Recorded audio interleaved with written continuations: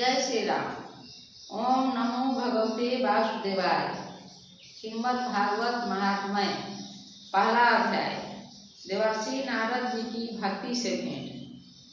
सच्चिदानंद स्वरूप भगवान श्री कृष्ण को हम नमस्कार करते हैं, जो जगत की उत्पत्ति, स्थिति और विनाश के हेतु तथा आध्यात्मिक, आदि दैविक और आदि भौतिक तीनों प्रकार के तापों का नाश करने वाले हैं।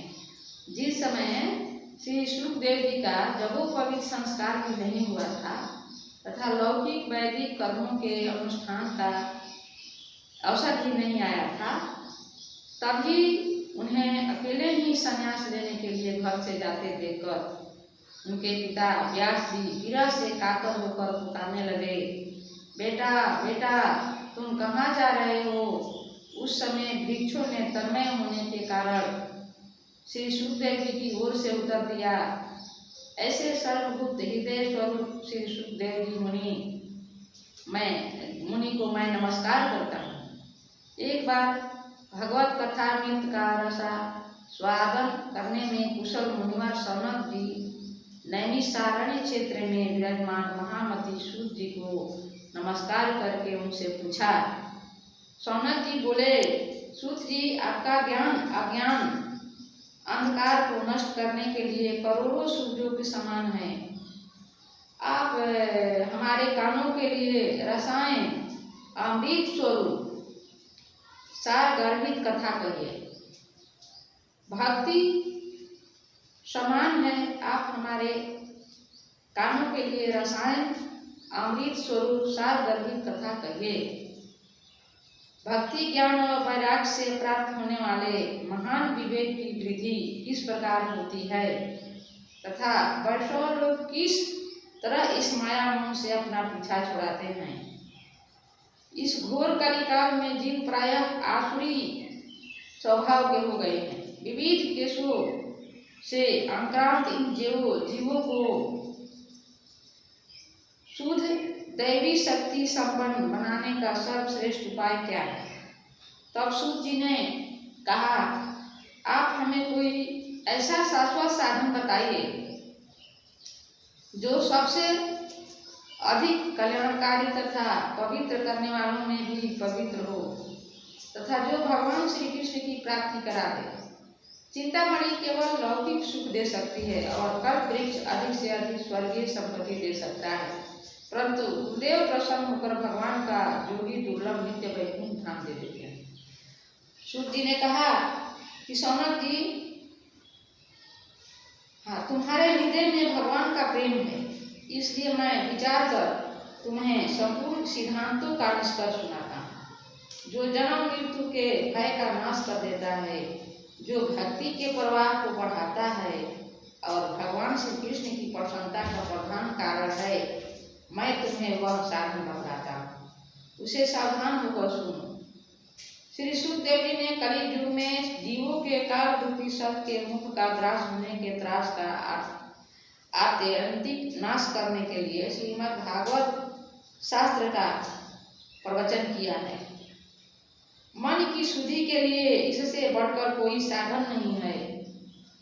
जब मनुष्य के जन्म जन्मांतर का पुण्य उदय होता है, तभी उसे इस भागवत शास्त्र की प्राप्ति होती है। जब सुखदेव जी राजा परीक्षित को यह कथा सुनाने के लिए सभा में विराजमान हुए, तब देवता लोग उनके पास अमृत का कलश लेकर आए। देवता अपना काम बनाने में बड़े कुशल होते हैं, अतः यहाँ भी सबने सुखदेव जी मुनि को नमस्कार करके कहा कि आप यह अमृत लेकर बदले में हमें कथामृत का दान दीजिए। इस प्रकार परस्पर विनिमय अदला बदली हो जाने पर राजा परीक्षित अमृत का पान करें और हम सब श्रीमद् भागवत रूप अमृत का पान करेंगे। इस संसार में कहाँ कांच और कहाँ महामूल्य मणि तथा कहाँ सुधा और कहाँ कथा। श्री सुखदेव जी यह सोचकर उस समय देवताओं की हंसी उड़ा दी। उन्हें भक्ति सुने, कथा का अनधिकार जानकर कथामृत का दान नहीं किया। इस प्रकार यह श्रीमद् भागवत की कथा देवताओं को भी दुर्लभ है। पूर्व काल में श्रीमद् भागवत के श्रवण से ही राजा परीक्षित की मुक्ति देखकर ब्रह्मा जी को भी बड़ा आश्चर्य हुआ था। उन्होंने सत्यलोक में तराजू बांधकर सब साधनों को तौला, अन्य सभी साधन तौल में हल्के पड़ गए। अपने महत्व के कारण भागवत ही सबसे भारी रहा। यह देखकर सभी ऋषियों को बड़ा विस्मय हुआ।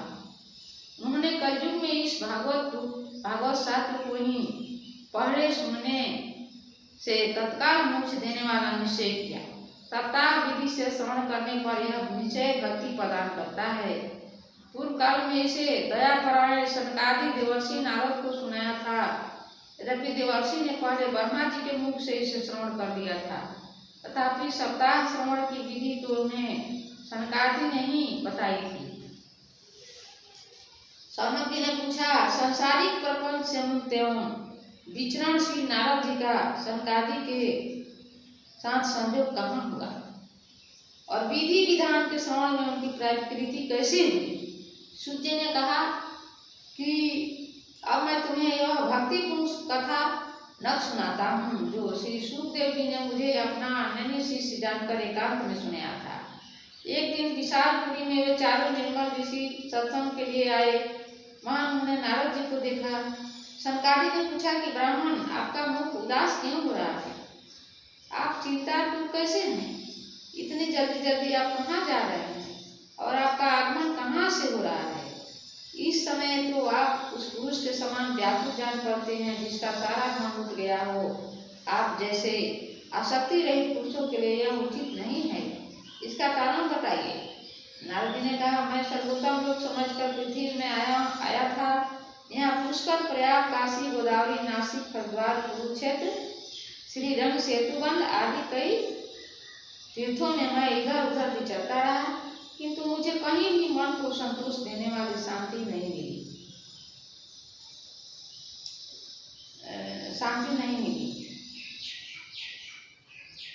इस समय अधर्म के सहायक कलयुग ने सारी पृथ्वी को पीड़ित कर रखा है। अब यहाँ सत्य, तप, शौच और बाहर भीतर की पवित्रता, दया, दान आदि कुछ भी नहीं है। बेचारे जीव केवल अपना पेट पालने में लगे हुए हैं। वे असत्यभाषी, आलसी, मंदबुद्धि, भाग्यहीन, उपद्रवग्रस्त हो गए हैं। जो साधु संत कहे जाते हैं वे पूरे पाखंडी हो गए हैं। देखने में तो वे विरक्त है, किंतु स्त्री, धन आदि सभी का परिग्रह करते हैं। घरों में स्त्रियों का राज्य है। सारे सलाहकार बने हुए हैं। लोभ से लोग कन्या विक्रय करते हैं और स्त्री पुरुषों में कलह मचा रहता है। महात्माओं के आश्रम, तीर्थ और नदियों, जौनों विधर्मियों का अधिकार हो गया है। उन दुष्टों ने बहुत से देवालय भी नष्ट कर दिए हैं। इस समय यहाँ न कोई जोगी है, न सिद्ध है, न ज्ञानी और न सत्कर्म करने वाला ही है। सारे साधन इस समय कली रूप दावानल से जलकर भस्म हो गए हैं। इस कलयुग में सभी देशवासी बाजारों में अन्न बेचने लगे हैं। ब्राह्मण लोग पैसा लेकर वेद पढ़ाते हैं और स्त्रियां वेश्यावृत्ति से निर्वाह करने लगी है। इस तरह कलयुग के दोष देखता और पृथ्वी पर विचरता हुआ मैं जमुना जी के तट पर पहुंचा, जहाँ भगवान श्री कृष्ण की अनेकों लीलाएं हो चुकी है। मुनिवर को सुनिए, वहाँ मैंने एक बड़ा आश्चर्य देखा है। वहाँ एक द्वितीय स्त्री क्षीण मन से बैठी थी। उसके पास दो वृद्ध पुरुष अचेत अवस्था में पड़े जोर जोर से सांस ले रहे थे। वह तरुणी उनकी सेवा करती हुई कभी उन्हें चेत कराने का प्रयत्न करती है और कभी उनके आगे रोने लगती है। वह अपने शरीर के रक्षक परमात्मा को दासों दिशाओं में देख रही थी। उसके चारों ओर सैकड़ों स्त्रियां उसे पंखा जल रही थी और बार बार समझाती जाती थी। दूर से यह सब चरित देखकर मैं कुतूहलवश उसके पास चला गया। मुझे देखकर वह ज्योति खड़ी हो गई और बड़ी व्याकुल होकर कहने लगी। ज्योति ने कहा, अजी महात्मा जी, क्षण भर ठहर जाइए,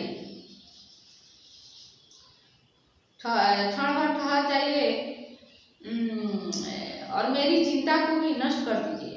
आपका दर्शन तो संसार के सभी पापों को सर्वथा नष्ट कर देने वाला है। आपके वचनों से मेरे दुख की भी बहुत कुछ शांति हो जाएगी। मनुष्य जब बड़ा भाग्य होता है, मनुष्य का जब बड़ा भाग्य होता है तभी आपके दर्शन हुआ करते हैं। नारद जी कहते हैं पिता, मैंने उस स्त्री से पूछा, देवी तुम कौन हो?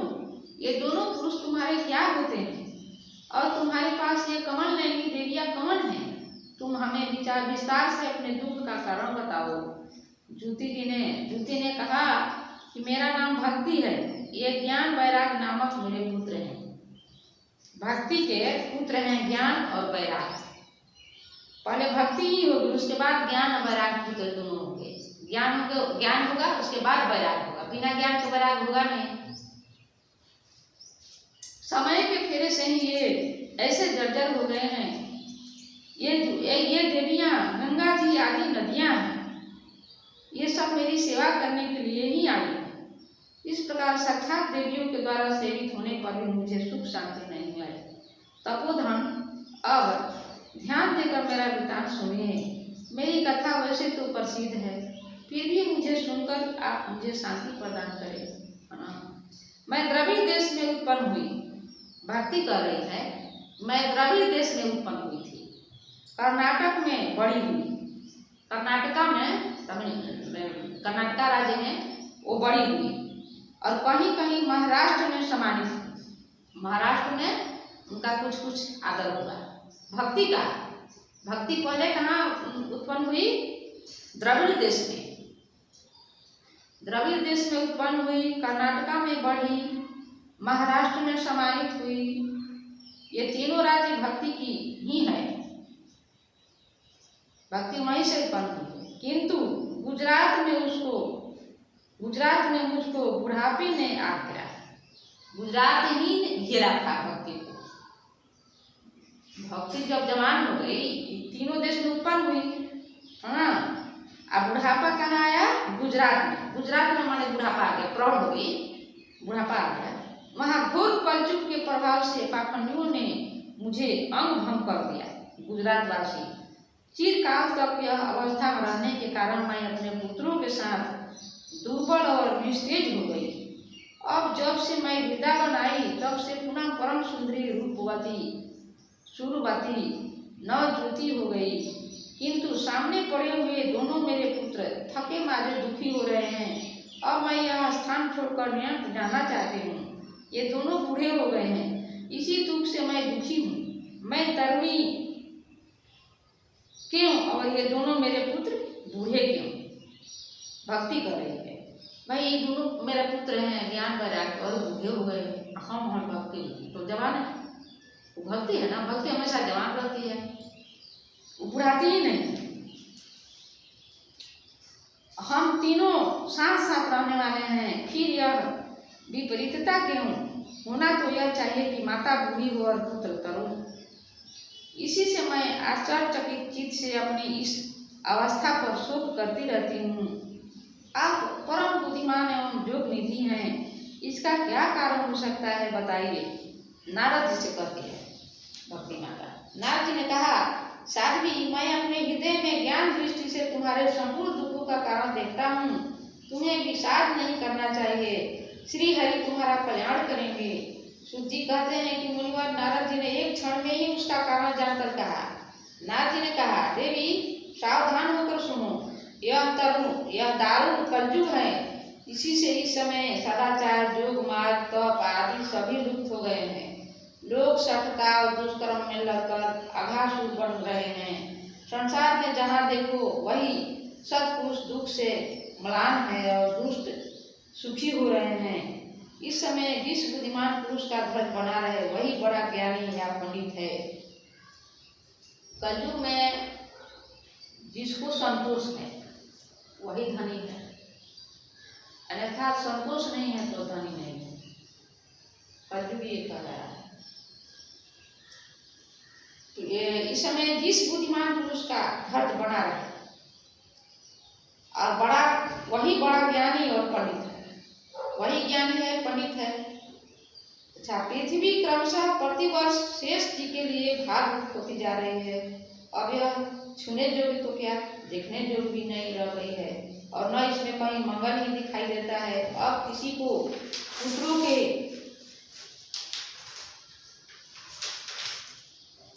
तुम्हारा दर्शन भी नहीं होता। विषयानुराग के कारण अंधे बने हुए जीवों से उपेक्षित होकर तुम जर्जर हो रही थी। वृंदावन के संयोग से तुम फिर नवीन तरुणी हो गई हो। अतः यह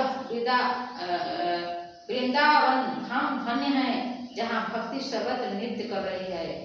परंतु तुम्हारे इन दोनों पुत्रों का यहाँ कोई ग्राहक नहीं है, न कोई लेने वाला नहीं है। ज्ञान और वैराग्य को, अज्ञानी वैराग्य को, भक्ति तो ही है, ज्ञान वैराग्य को लेने वाला कोई नहीं है, इसलिए इनका बुढ़ापा नहीं छूट रहा है। यहाँ इनको कुछ आत्म सुख की प्राप्ति होने के कारण ये सोते से जान पड़ते हैं। भक्ति ने कहा, राजा परीक्षित ने इस पापी कलयुग को क्यों रहने दिया है? इसके आते ही सब वस्तुओं का सार न जाने कहाँ चला गया। करुणामय श्री हरि भी यह अधर्म कैसे देखा जाता है? करुणामयी श्री हरि से यह धर्म को कैसे देखते हैं? उन्हें मेरा यह संदेह दूर कीजिए। आपके वचनों से मुझे बड़ी शांति मिली है। नारद जी ने कहा, बाले, यदि तुमने पूछा है तो प्रेम से सुनो। कल्याणी, मैं तुम्हें सब बताऊंगा और तुम्हारा दुख दूर हो जाएगा।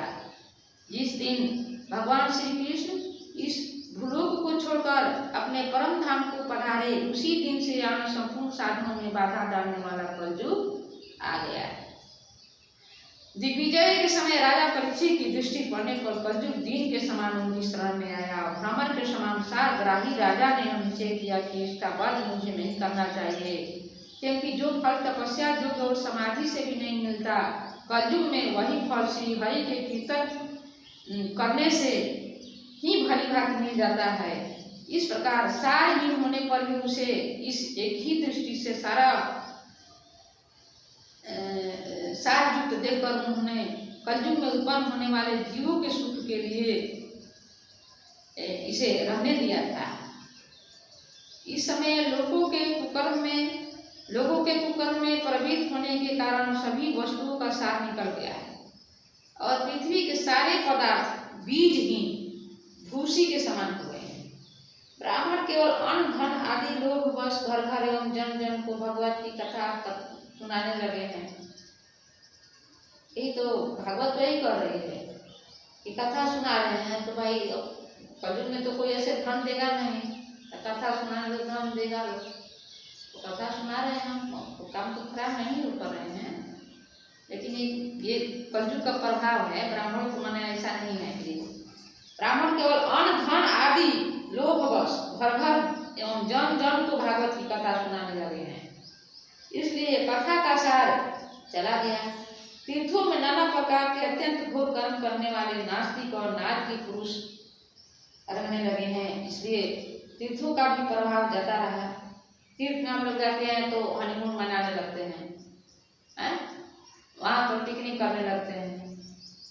ये तो करने के लिए तीर्थ थोड़े, तीर्थ है कि श्रद्धा से भाव से गए वहाँ पर, वहाँ का भगवान से भेंट करने के लिए हमको अंदर से ललायित होना चाहिए। तीर्थ में जाते हैं तो ऐसा तो नहीं कर पाते हैं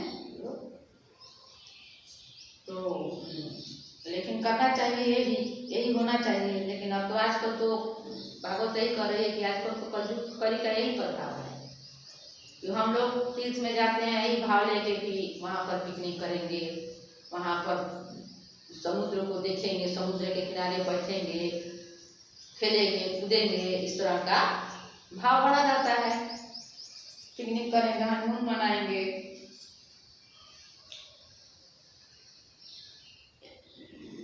ब्राह्मण केवल अन्न धन आदि के लिए ही नाना प्रकार के अंधेर भोग करने वाले नास्तिक नारकी पुरुष रहने लगे हैं, इसलिए तीर्थों का भी प्रभाव जाता रहा। इसलिए तीर्थ का प्रभाव जाता रहा, तीर्थ का प्रभाव नहीं रहता है, भाव नहीं है, श्रद्धा नहीं है, ना विश्वास है।